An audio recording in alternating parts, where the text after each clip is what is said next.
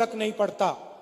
इसके अंदर जो लिखा है उसकी हम रक्षा करते हैं, उसके लिए हम जान देने को तैयार हैं। तो एक तरफ कांग्रेस पार्टी इंडिया गठबंधन जो संविधान की रक्षा कर रही है, मैं आपसे पूछना चाहता हूं, और आदिवासी भाई और बहन इस बात को सबसे अच्छा समझेंगे। आज हमने यहां बिरसा मुंडा जी, भैया थोड़ा सामने से हटिए, थोड़ा सामने से हटिए। ये आज हमने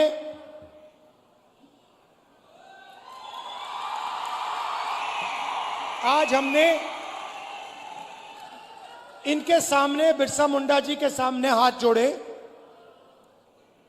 मत्था टेका। मैं आपसे पूछना चाहता हूं, क्या बिरसा मुंडा जी की सोच इसमें नहीं है?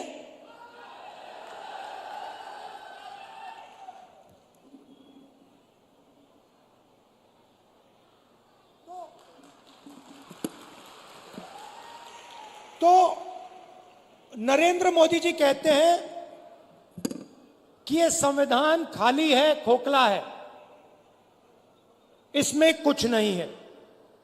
मैं नरेंद्र मोदी जी को समझाना चाहता हूं, और प्रधानमंत्री जी आप अच्छी तरह सुनिए, क्योंकि आप देश के प्रधानमंत्री हैं। नरेंद्र मोदी जी, यह संविधान खोखला नहीं है। इस संविधान में हजारों साल की सोच, बिरसा मुंडा जी की सोच, बुद्ध भगवान की सोच, फूले जी की सोच, अंबेडकर जी की सोच, गांधी जी की सोच सब भरी हुई है। यह हिंदुस्तान, नरेंद्र मोदी जी, ये खोखला नहीं है। इसके अंदर हिंदुस्तान का ज्ञान, हिंदुस्तान की आत्मा है। और जब आप इसे खोखला कहते हो तो आप हिंदुस्तान, बिरसा मुंडा जी, महात्मा गांधी जी, अंबेडकर जी, इन सब का अपमान करते हो। लड़ाई भाइयों और बहनों इसको बचाने की है। आपको कॉन्स्टिट्यूशन में, संविधान में नाम दिया गया है। आपको संविधान में आदिवासी नाम दिया गया है।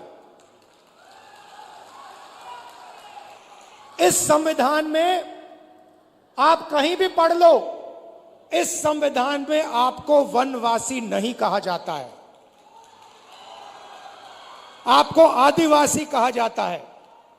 मगर आरएसएस के लोग, बीजेपी के लोग, हिंदुस्तान के प्रधानमंत्री आपको वनवासी कहते हैं।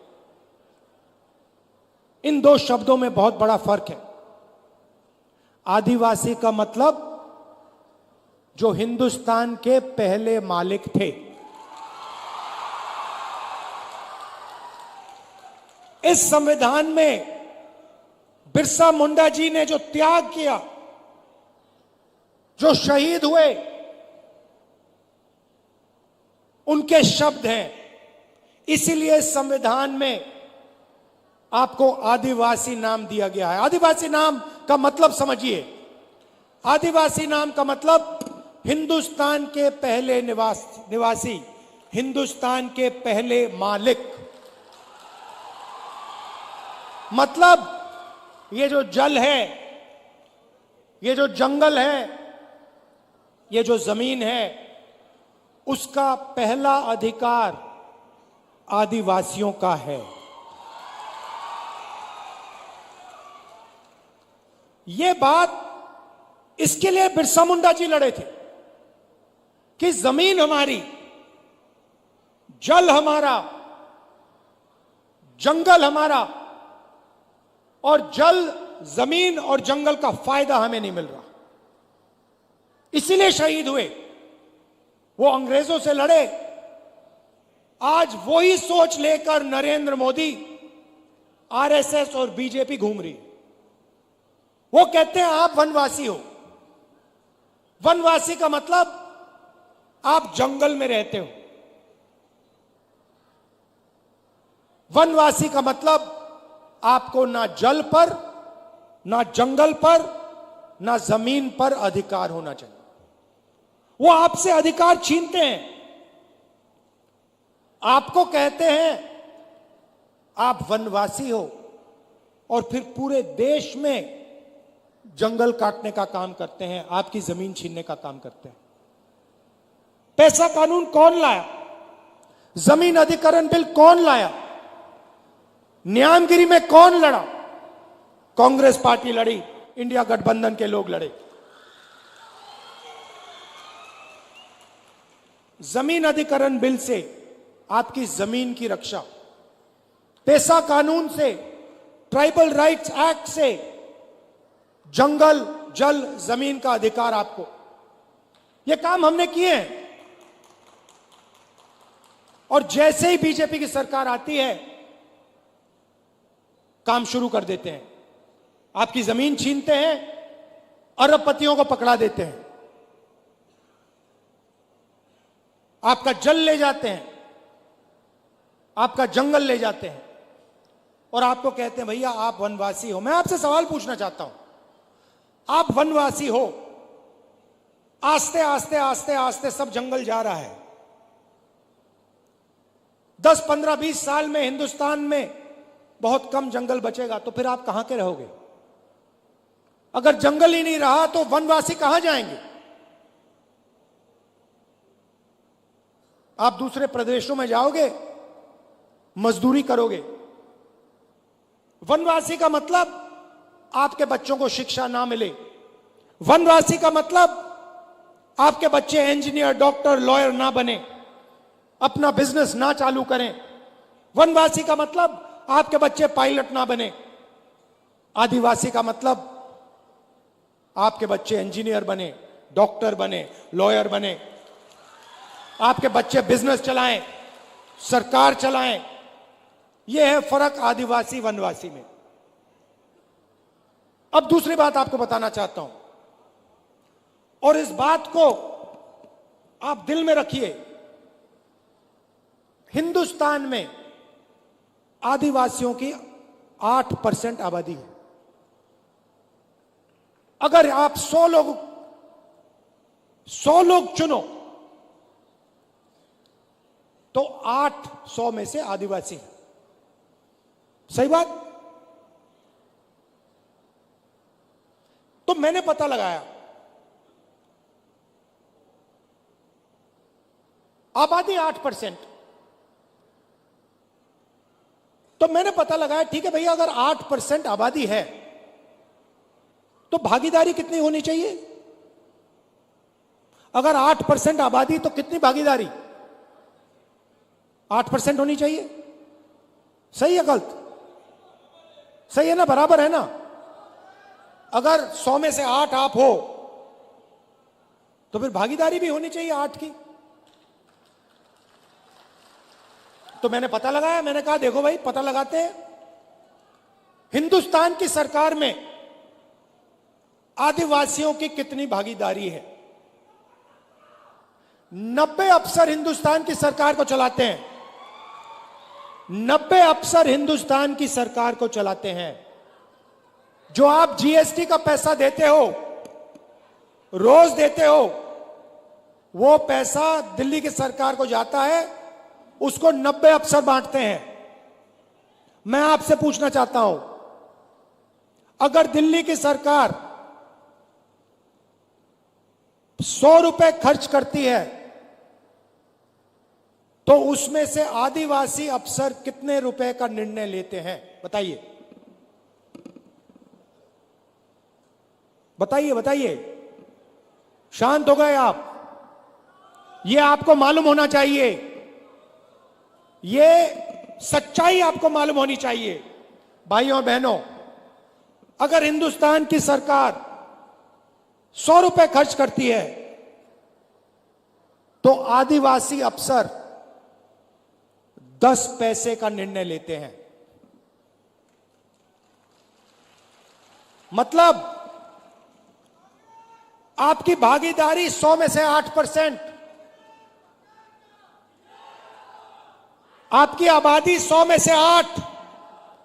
आपकी भागीदारी 100 रुपए में से 10 पैसे। 90 में से सिर्फ एक अफसर आदिवासी है और उस अफसर को पीछे कोने में बैठा रखा है, उसको काम नहीं देते। बड़ी मिनिस्ट्री उसके हाथ में नहीं है। उसको कहते हैं आप आदिवासी हो, आप पीछे बैठो। आप वनवासी हो, आप पीछे बैठो। यह बदलना है। बदलने का तरीका जाति जनगणना, कि सबको पता लग जाए कि सचमुच में आदिवासियों की कितनी भागीदारी है। मैं आपसे पूछना चाहता हूं, आप मीडिया देखते हो ना? देखते हो मीडिया?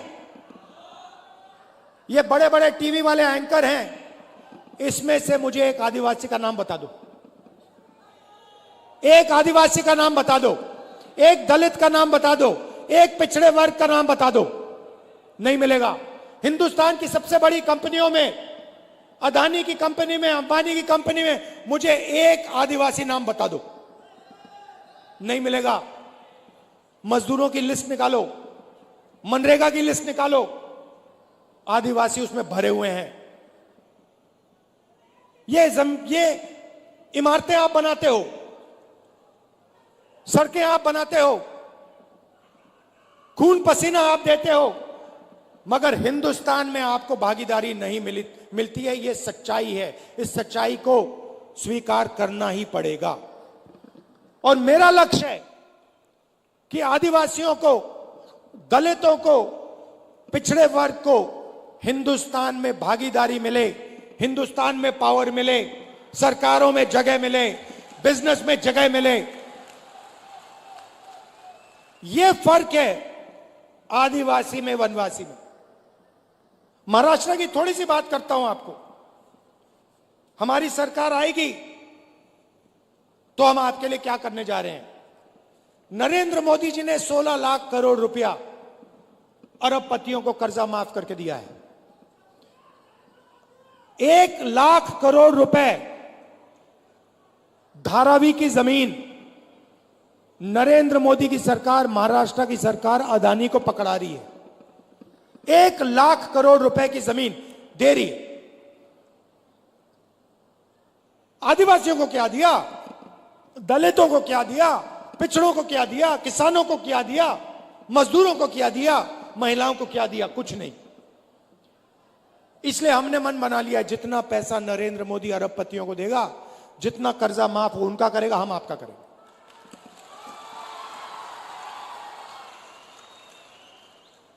तो सबसे पहला काम, महालक्ष्मी योजना, अच्छी तरह सुनिए।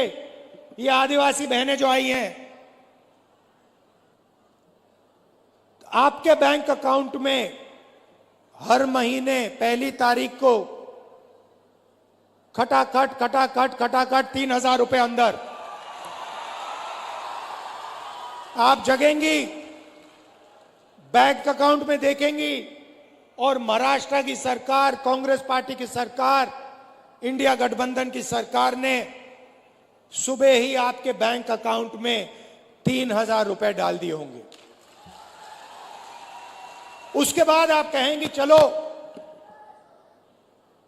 मार्केट जाती हैं, चलो मार्केट चलें। आप जब बस में मार्केट जाएंगी, आपको पता लगेगा कि कांग्रेस पार्टी की सरकार ने महिलाओं के लिए बस का टिकट फ्री में कर दिया है।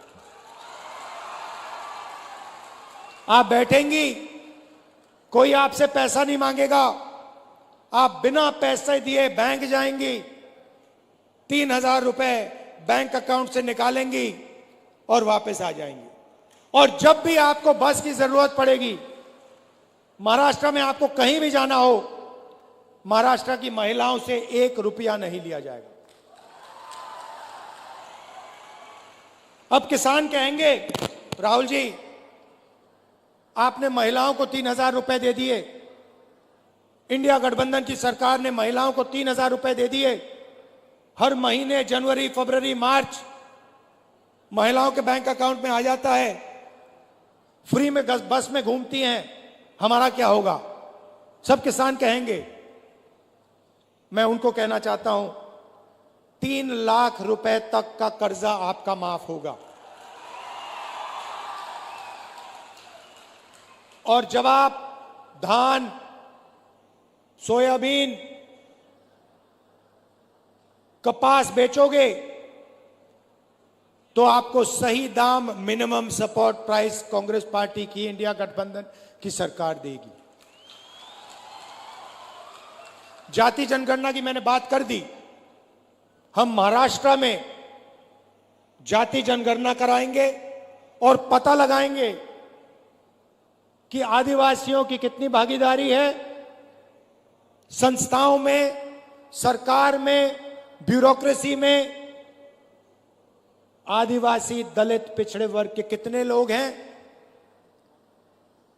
पार्लियामेंट में मैंने कह दिया है, लोकसभा में नरेंद्र मोदी के सामने, कांग्रेस पार्टी की सरकार जाति जनगणना करेगी और ये जो 50% का आपने रिजर्वेशन पे दीवार लगा रखी है, इसको हम तोड़ के उड़ा के फेंक देंगे। रिजर्वेशन को हम 50% से आगे ले जाएंगे। लोकसभा में मैंने बोला है, ये वायदा मैं आपसे कर रहा हूं, जाति जनगणना और 50% की दीवार कांग्रेस पार्टी की सरकार दिल्ली में तोड़ेगी, महाराष्ट्र की सरकार यहां तोड़ेगी।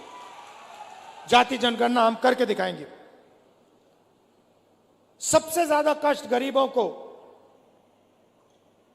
इलाज से होता है। गरीब किसान को दिल का ऑपरेशन करना हो, पेट का ऑपरेशन करना हो, किसी को कैंसर हो जाता है, कैंसर का इलाज करना होता है,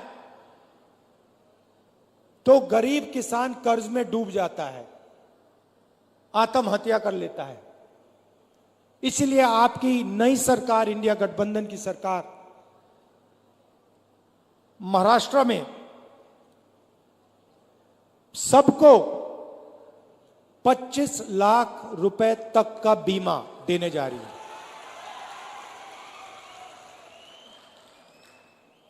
दिल का दौरा पड़े, कैंसर हो, किडनी की बीमारी हो, लिवर की बीमारी हो, पेट की बीमारी हो,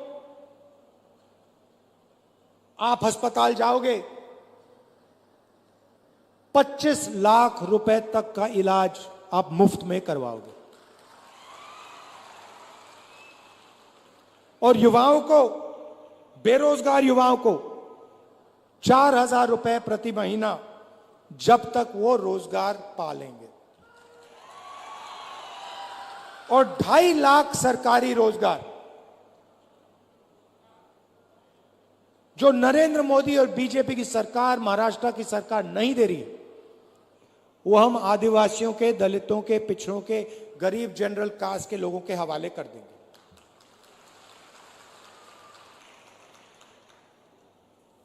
महाराष्ट्र की सरकार आपके जो प्रोजेक्ट्स हैं, जो महाराष्ट्र को रोजगार देने वाले प्रोजेक्ट्स हैं, उनको दूसरे प्रदेशों में भेजती है और आपके लोग मजदूरी दूसरे प्रदेशों में जाके करते हैं। उदाहरण देता हूं, वेदांता और फॉक्सकॉन का सेमीकंडक्टर प्लांट, जिससे महाराष्ट्र के युवाओं को 10,000 रोजगार मिलते, 1.5 लाख करोड़ रुपए का प्लांट है, यह उन्होंने महाराष्ट्र से छीनकर गुजरात भेज दिया। टाटा एयरबस का मैन्युफैक्चरिंग यूनिट, 10,000 रोजगार, 1.8 लाख करोड़ का प्रोजेक्ट है, यह महाराष्ट्र की सरकार ने गुजरात भेज दिया। आईफोन बनाने का प्लांट, 2 लाख करोड़ रुपए का प्लांट, 75,000 युवाओं को रोजगार मिलता, यह उन्होंने महाराष्ट्र से छीनकर गुजरात भिजवा दिया। ड्रग पार्क, 80,000 लोगों को रोजगार मिलता, छीन के गुजरात पहुंचा दिया। गेल पेट्रोकेमिकल प्लांट प्रोजेक्ट, 60,000 करोड़ का प्रोजेक्ट था, 21,000 युवाओं को रोजगार मिलता, ये उन्होंने आपसे छीन के दूसरे प्रदेश में भिजवा दिया। अगर हम सब रोजगार मिला दें तो महाराष्ट्र से बीजेपी की सरकार ने 5 लाख रोजगार छीनकर दूसरे प्रदेशों में भिजवा दिए हैं। इसीलिए आपको यहां रोजगार नहीं मिलता है, इसीलिए यहां आपको बेरोजगार बना दिया गया है। यह काम इंडिया गठबंधन और कांग्रेस पार्टी की सरकार नहीं करेगी। महाराष्ट्र के प्रोजेक्ट्स महाराष्ट्र में रहेंगे, गुजरात के प्रोजेक्ट्स गुजरात में रहेंगे। हम ये नहीं चाहते कि आपके सारे के सारे प्रोजेक्ट्स यहां से छीनकर दूसरे प्रदेशों में भेजे जाएं और आदिवासी युवा जाकर बंधुआ मजदूर बने गुजरात में, दूसरे प्रदेशों में। हम चाहते हैं कि आपको महाराष्ट्र में रोजगार मिले, सही रोजगार मिले, इज्जत का रोजगार मिले। इसीलिए हम चुनाव लड़ रहे हैं, इसीलिए हम यहां अपनी सरकार बनाना चाह रहे हैं। याद रखिए, मेन लड़ाई, सच्ची लड़ाई संविधान की है। आपको जो भी मिला, जमीन, जल, जंगल, शिक्षा, स्वास्थ्य, रोजगार, जो भी मिलता है, मनरेगा, भोजन का अधिकार, ये सब इस किताब ने दिए हैं। और इस किताब के अंदर पवित्र सोच है, बिरसा मुंडा जी की सोच है, महात्मा गांधी की सोच है, अंबेडकर जी की सोच है, बुद्ध भगवान की सोच है। और जब नरेंद्र मोदी कहते हैं कि यह संविधान खोखला है, इसके अंदर कुछ नहीं है, तो वो बिरसा मुंडा जी का अपमान करते हैं, बुद्ध भगवान का अपमान करते हैं, महात्मा गांधी, अंबेडकर जी का अपमान करते हैं, फूले जी का अपमान करते हैं। भाइयों और बहनों, आरएसएस इसके खिलाफ है, बीजेपी इसके खिलाफ है। इसलिए वो आपको वनवासी कहते हैं, इसलिए वो आपकी जमीन छीनते हैं, इसलिए जल, जंगल, जमीन का फायदा आपको नहीं देते। हम इसकी रक्षा करते हैं और रक्षा करते जाएंगे। आपको आपका अधिकार हम आपको दिलवाएंगे, क्योंकि आप आदिवासी हो।